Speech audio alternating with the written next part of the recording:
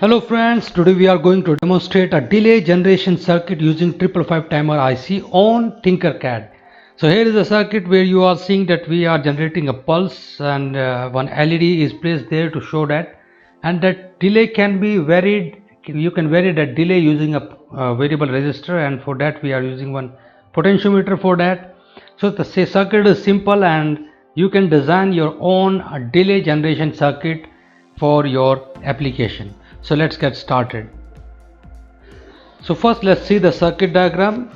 This is the block diagram for 555 timer IC. We have discussed in details in our last 555 video, and this is how we are going to connect our 555 timer with different component and switch.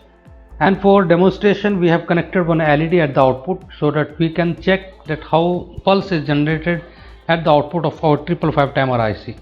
But before proceeding, what we need to do, first we'll reset the SR flip-flop, and in this situation, in this case, what will happen that this transistor will be acting like a closed switch, and our capacitor, if there is any charge initially, will discharge through this transistor to ground.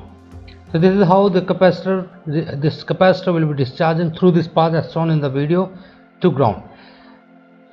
Then comes the comparator. Both of the comparators output will be 0 initially, and you can check here that in comparator 1 the inverting potential is greater than the potential which is applied at non-inverting point, so it is 0. And same thing is happening with comparator 2, because we have connected a VCC directly to inverting point of comparator 2, so therefore comparator 2 is also giving initially 0 output.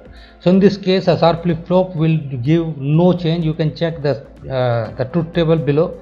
So there will not be any change, and this capacitor will remain in discharge mode.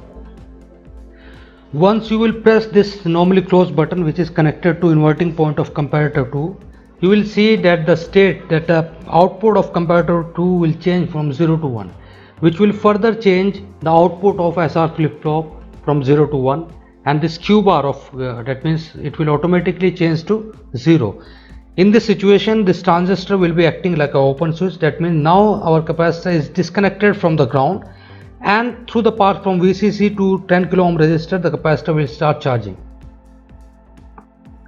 And so that once we press the trigger button, we'll get a high output, and it will remain high until the capacitor will charge up to a level of 2/3 VCC. So you can see here that when we have pressed the trigger, after that triggering, the comparator 2 output again change from 1 to 0, but state to the input to this SR flip-flop is again 0 which may not make any change at the output, so the output will remain high. But once the capacitor will reach to the potential of 2/3 VCC, automatically what will happen that comparator 1's output will change from 0 to 1. That means it will reset SR flip-flop.